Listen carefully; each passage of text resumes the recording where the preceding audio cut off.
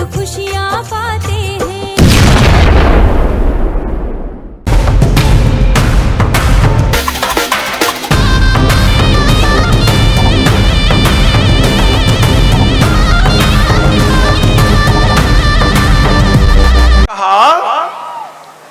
कि महाराज आज के बाद आपकी सारी जिम्मेदारी हमारी, आप चलिए मेरे साथ महल में चलिए, अब आपके कोई तकलीफ नहीं होगी। मेरी लड़की के बस आपके आंख फूटे हैं, मैं आपको सारी सुविधा लगा दूंगा, स्वयं मैं दास बन के आपके चरणों में रहूंगा। राजा महाराजाओं को मालूम है कि संत का कैसा सम्मान करना चाहिए। कहेंगे मैं स्वयं राजकार्य तो देखूंगा, लेकिन रोज आकर के मैं आपका हालचाल भी लूंगा और मेरे सारे नौकर चाकर आपकी तरफ लगा दूंगा। संत मुस्कुराने लगे, कहने लगे हे राजन, अगर किसी को धन की इच्छा हो गई तो फिर वो संत नहीं है। संत को किसी चीज की इच्छा नहीं होती। संत तो ये सब चाहता ही नहीं। कहे मैं क्या करूंगा आपका राज्य, क्या करूंगा आपके नौकर चाकर, मैं तो अपनी तपस्या से ही सब खड़ा कर सकता हूं, लेकिन मुझे नहीं चाहिए। मैं तो भगवान को चाहता हूं, अपनी मां को चाहता हूं। जगदम्बा की आराधना कर रहा था तो कहे महाराज चलिए ना, तो कहे ना मैं नहीं जाना। तब राजा ने कहा अरे महाराज आपका अनजाने में अपमान क्या हुआ, हमारी पूरी प्रजा परेशान है, मल मूत्र रुक गया है सब। तब चब्बन ऋषि जरा चौंके, कहे अरे मैंने तो कोई श्राप नहीं दिया। संत जल्दी श्राप नहीं देता। कहे मैंने तो कोई श्राप नहीं दिया, मैंने तो आपकी बिटिया को रोका भी था, लेकिन वो रुकी नहीं, मेरी बात सुनी नहीं, क्योंकि मैं मिट्टी के ढेर में था, शायद उसे सुना ही ना दिया हो। मैंने तो रोक रहा था उसको, लेकिन मैंने श्राप नहीं दिया।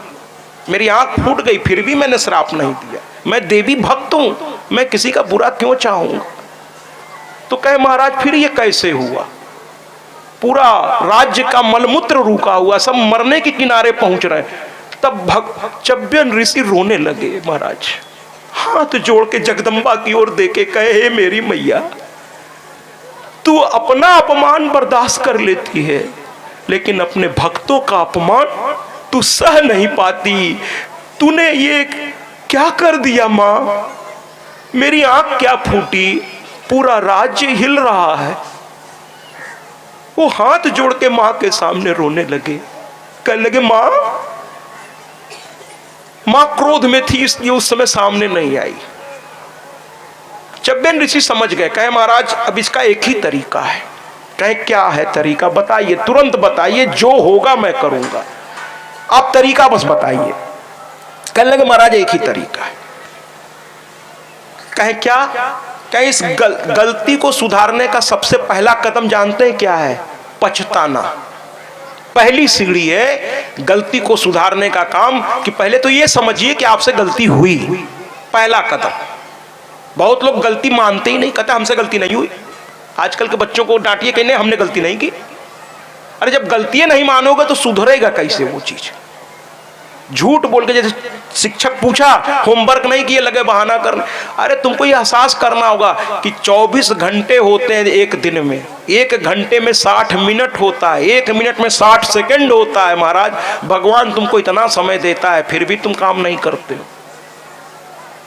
गलती तो समझो कि समय बर्बाद कर रहे हो, छात्र होकर इधर उधर में लगे हो, अपना काम क्यों नहीं कर रहे हो, अपनी तरक्की के लिए रात दिन एक क्यों नहीं कर रहे हो, क्यों घूम रहे हो।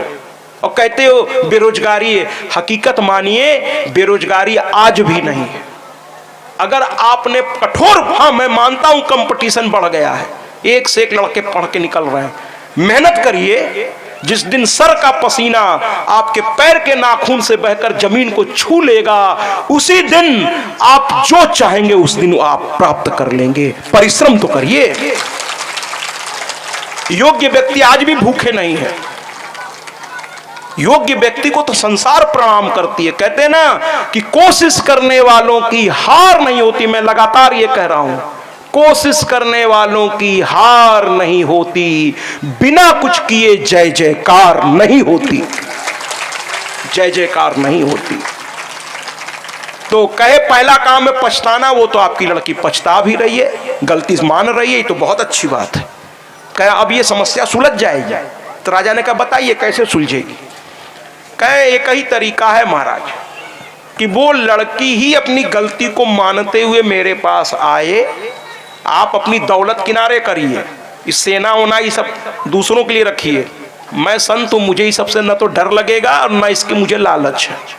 संत को आप भयभीत करेंगे तो उल्टा परिणाम हो जाएगा। वो फकीर है, कहते ना वो निकला ही अलग है, वो निकला ही चाह गई चिंता गई मनवा बेपरवाह हम साहन के साह हैं।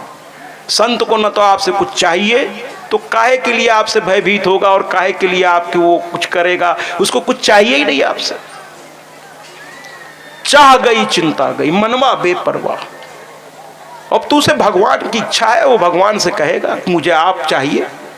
संत ने कहा देखो आपका ये दौलत, आपका ये शोहरत, ये सब मुझे चाहिए नहीं, शास्त्र जो कहता है वो मैं आपको बता रहा हूं। शास्त्र ये कहता है कि जिसने गलती की है वही उसको सही कर सकता है, दूसरा केवल मदद कर सकता है। तो आपकी लड़की मेरे प्रतिदिन की नित्य क्रिया अब उसे करवानी होगी, क्योंकि उसकी वजह से मेरी आंख चली गई। अब मैं नित्य क्रिया अपनी कैसे करूंगा, भजन कैसे करूंगा, पूजा पाठ कैसे, मुझे दिखाई नहीं दे रहा है।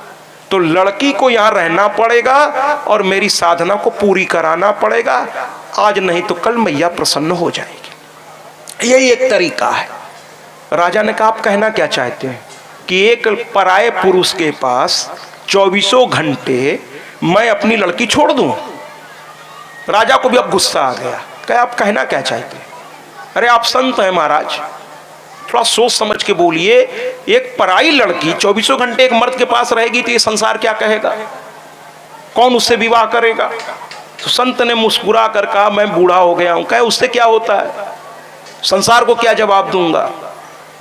तो संत ने कहा महाराज देखिए, जो शास्त्र कहता मैंने वो बता दिया, मैंने ये थोड़ी कहा कि करबे करो।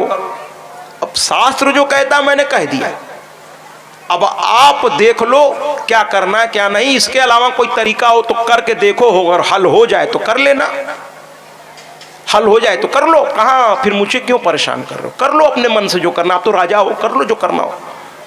अंत में राजा लौट आए, प्रजा के सामने बैठ गए और बड़ा चिंतन करने लगे। राजा सारे लोग लौट आए, मामला बड़ा बुरा फंस गया। मंत्री सेनापति वापस लौट आए खाली हाथ, मामला वहीं का वहीं, समस्या हल ही नहीं हुई, अभी भी मलमूत्र रुका हुआ है सबका। राजा ने फिर हायर मीटिंग बुलाई, मंत्रियों से कहा बताओ क्या करें ऐसी परिस्थिति में। मंत्रियों ने कहा सुनिए भैया, राजकुमारी है और वो बुढ़ा है, ऊपर से सन्यासी है, उसके पास कुछ है भी नहीं, ये जिंदगी में सुख उठाई है और उसको पास कुछ है ही नहीं है, हमारी राजकुमारी अकेले रहेगी कैसे वहाँ, पहली बात। दूसरी बात कि पर पुरुष के पास 24 घंटे, 2-4 मिनट 10 मिनट आधा घंटा 1 घंटा चलिए चल जाता है, लेकिन 24 घंटे रात दिन अकेले पर पुरुष के पास। शास्त्र कहता है कि किसी भी महिला को किसी भी पुरुष से अगर उसका पति नहीं है तो उससे एकांत में एक उम्र के बाद, यहां तक कि पिता से भी एक उम्र के बाद एकांत में नहीं मिलना चाहिए। क्यों? क्योंकि ये मन बड़ा दुष्ट है।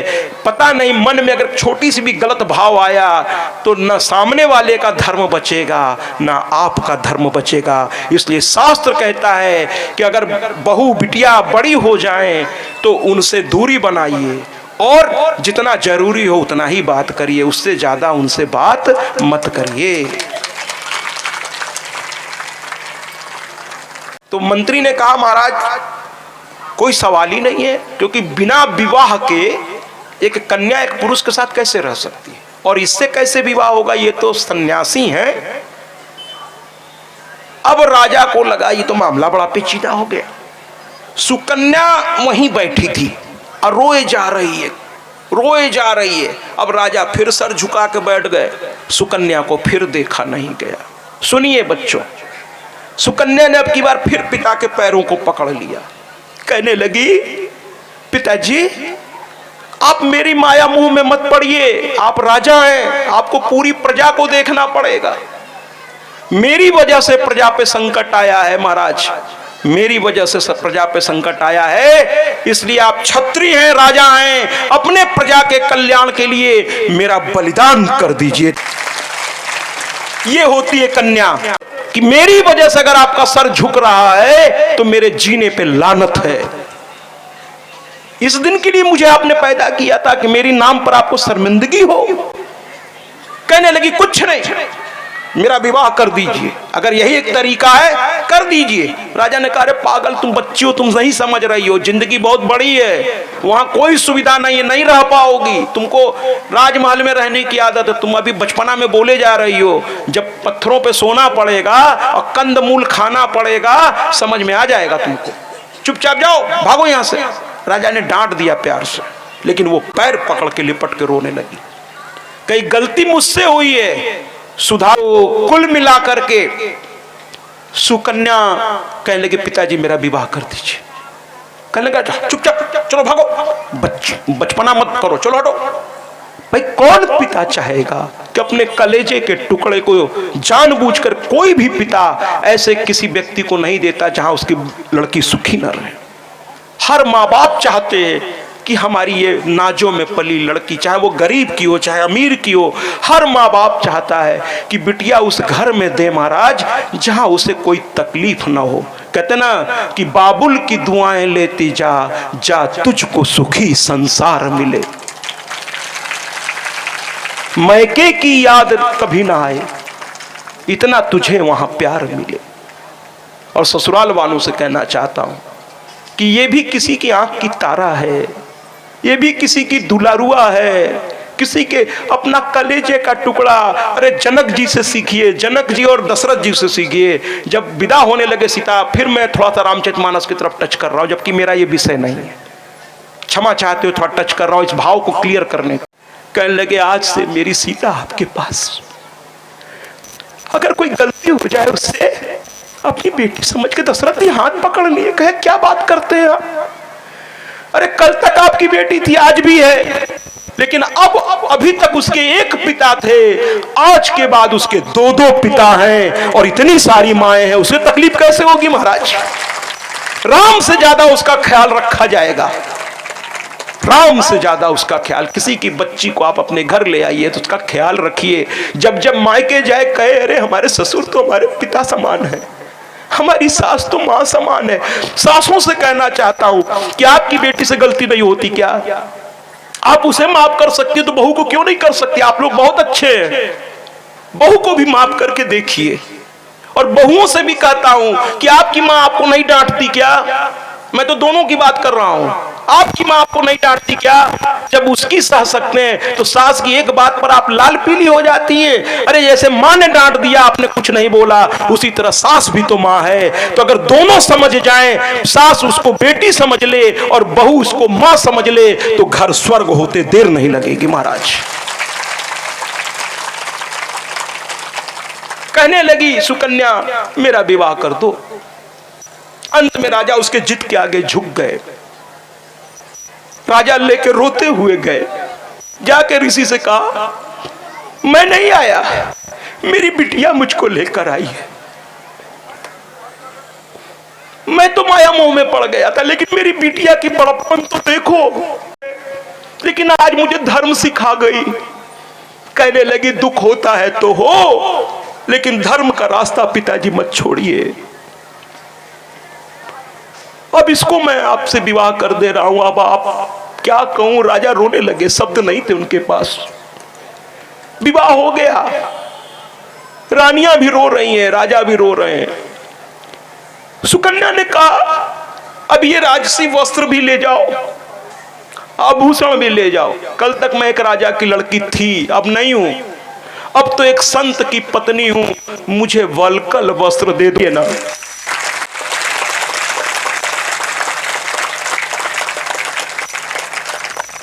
सब उतार के दे दिया पिता के हाथ में। पिता रोते रोते सर झुका लिए, कहने लगे अब ज्यादा नहीं देख पाऊंगा, मैं चला। वो चल पड़े। लड़की ने वल्कल वस्त्र धारण कर लिया और आज से अपने पति की सेवा में लग गई। संत उस पे प्रसन्न हो गए। धीरे धीरे संत उसको बहुत मानने लगे और वो बच्ची साधना कर रही थी महाराज। एक दिन संत को लगा कि ये राजकुमारी है, इसे कंदमूल खाना पड़ रहा है दिन भर ऐसे। तो संत ने उसको कुछ इस तरीके से दिलासा दिया। संत ने, जैसे पति पत्नी जब संबंध हो जाता है, तकलीफ में पत्नी पति को समझाती है, अरे हिम्मत रखो समय बदलेगा, और पति भी कहता है हिम्मत रखो समय बदलेगा। आज संत के पास सेवा करते उसे कई साल हो गया, वो बड़ी हो चली थी, समझदार हो गई थी। एक दिन संत ने उसको बैठाया, कहा सुनो, तुम्हें बहुत तकलीफ हो रही है ना? वो मुस्कुरा पड़ी कि ना, अब मुझे इसकी आदत पड़ गई, अच्छा लगता है कंदमूल, जमीन पे सोने की अब तो आदत पड़ गई है, मुझे तो इसमें ही आनंद आ रहा है। संत ने कहा वाकई आज तुम्हें मैं प्रणाम करता हूं। वाह रे तू सुकन्या, पति भी आज प्रणाम करने पर मजबूर हो गया। कहता है आज प्रणाम करता हूं तुमको, कोई शिकायत नहीं तुमको किसी से? कहती ना, काहे की शिकायत, मेरी गलती थी। तो आइए ना जरा इस गीत से देखें। आइए, पति ने पत्नी को समझाया और पत्नी ने पति को समझाया। क्या सुनिए। होता क्यों निराश तू, होता क्यों निराश तू, जरा ना तू डोल, आज खुल के तू बोल जो कहना तुझे। माता रानी से कह जो कहना तुझे, माता रानी से कह रख ले विश्वास तू, माँ तेरे साथ तो कह ले हर बात जो कहना तुझे। माता रानी से कह जो कहना तुझे, माता रानी से कह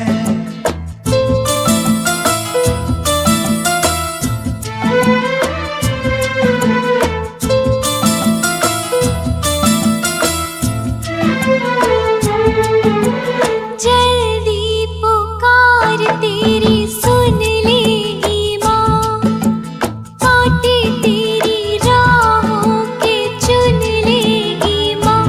तुम हिम्मत हार न जाना, तुम हिम्मत हार न जाना।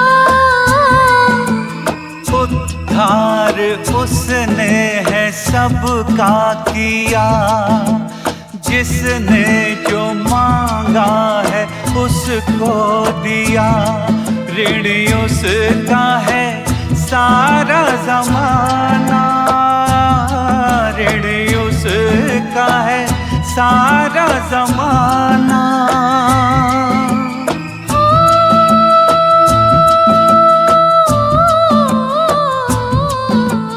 होता क्यों निराश तू, जरा ना तू डोल, आज खुल के तू बोल जो कहना तुम्हें। माता रानी से कह जो कहना तुम्हें, माता रानी से कह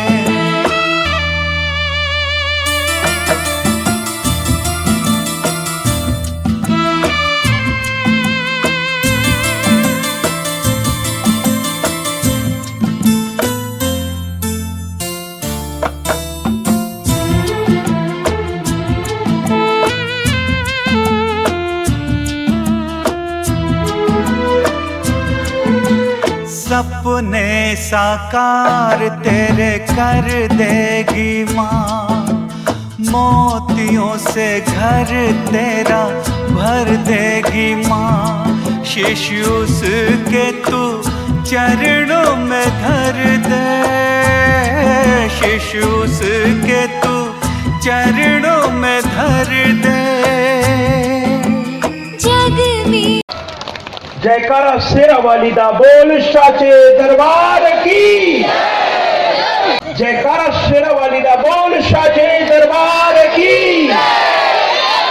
हाँ जी, तो वाकई माँ ने सुन लिया। एक दिन ये स्नान करने जा रही थी, अश्वनी कुमार, दो वैद्य, देवताओं के वैद्य, ये चले आए। अचानक से उन्होंने जमीन पर देखा, इतनी सुंदर स्त्री, उतर के आ गए, कहने लगे इतनी सुंदर, माने साधना करने से उसकी सुंदरता इतनी बढ़ गई थी संत की सेवा करते करते कि अश्वनी के मुंह से निकल गया, अश्वनी कुमारों से, ऐसा तो देवताओं के पास भी ऐसी कोई कर नहीं है, तुम कौन हो? इतनी सुंदर साधना से महाराज, साधना और तपस्या से शरीर सुंदर होता है और भोगने से, उल्टा सीधा खाने से शरीर नाश होता है। साधना करिए, साधना करिए। शरीर चमक रहा था उसका। अश्वनी कुमार ने कहा हमसे विवाह कर लो। कहने लगी सावधान। पहले तो हाथ जोड़ के प्रणाम किया, उन्होंने परिचय दिया, मैं देवताओं का वैद्य हूं, प्रणाम किया, सम्मान किया, सब कुछ किया, लेकिन जैसे ही उन्होंने कहा मुझसे शादी कर लो, वो कहती है सावधान, हम जो है स्त्रियां एक बार जिसको चुन लेती हैं, कहते ना भला है बुरा है जैसा भी है, मेरा पति मेरा देवता है। भला है बुरा है जैसा भी है। कह लेंगे अरे वो तो बूढ़े हैं, थोड़ा परीक्षा लेने के लिए अश्वनी कुमार ने ये बातें कही। बूढ़े हैं, उनके पास क्या है, चलो हम देवता हैं, तुम्हें स्वर्ग लेके चलेंगे, हमसे विवाह कर लो, छोड़ो उस बुढ़े को। थोड़ा सा परीक्षा, भगवान कभी कभी परीक्षा लेता है कि वास्तव में ये संत है या दिखावा तो नहीं कर रहा। कभी कभी परीक्षाएं होती है महाराज, उसमें टिकना पड़ता है, टिकना पड़ता है। तो कुल मिलाकर के अंत में अश्वनी कुमार ने कहा तुम वाकई भक्त हो, और कहे मुझे अपने पति के पास लेके चलो। कहने लगी क्या करेंगे आप? कहे लेके तो चलो। लेकर के गई। चब्यन ऋषि ने कहा परिचय करा, चूंकि उनको दिखाई तो देता नहीं, तो जैसे ही सुने कि ये तो देवताओं के वैद्य अश्वनी, साष्टांग लेट गए, कह रहे देवता आ गए। कहे ये सुकन्या के परिश्रम और तपस्या का प्रतिफल है। देवताओं ने कहा मैं इनको अभी सब ठीक कर दूंगा, तुम सती हो, तुम अपने पति का सेवा ही तुमने, आज सब कुछ तुम्हारा माँ की कृपा से, उन्हीं के आदेश से ये सब कुछ अब बदलेगा। हम लोग सरोवर में डुबकी लगाते हैं और जब निकलेंगे तो तुम्हारे पति भी हम जैसे एकदम हो जाएंगे, एकदम युवा, देवताओं की तरह सुंदर, क्या दिव्य। लेकिन फिर एक शर्त रख दी कि हम तीनों एक जैसे हो जाएंगे और अपने पति को पहचान करके बरमाला डालना। अगर गलती से तुमने हमारे या हमारे दूसरे भाई के गले में डाल दी तो जिसके गले में बरमाला डालोगे उसी के साथ तुम्हें जिंदगी बितानी पड़ेगी। देवताओं ने फिर एक परीक्षा रख दी। अंत में सब डुबकी लगाए, तीनों निकले तो एक जैसे महाराज। अब फिर से वो चकरा गई सुकन्या। अब कही कि तो अजीब खेल हो गया, अच्छा तो हो गए लेकिन इसमें से मेरा पति कौन है। अब फिर उसने एक गीत से माँ को याद किया और क्या कहा, आइए हम भी माँ से कहते हैं, जब जब संकट आवे तो कहना चाहिए क्या। तेरा जलवा चारों ओर दिखाई देता है, तेरा नाम जो दिल से ले ले सहाई देता है। तेरा जलवा चारों ओर दिखाई देता है, तेरा नाम जो दिल से ले ले सहाई देता है। तू ही भरती सभी के माँ भंडारे, हमरे जीवन में कर दो माँ उजियारे। तेरे दरबार क्या सारी दुनिया में माँ फैली है तेरी खुशबू। ओ माई सबसे बड़ी है तू, ओ माई सबसे बड़ी है तू। ओ माई सबसे बड़ी है तू, ओ माई सबसे बड़ी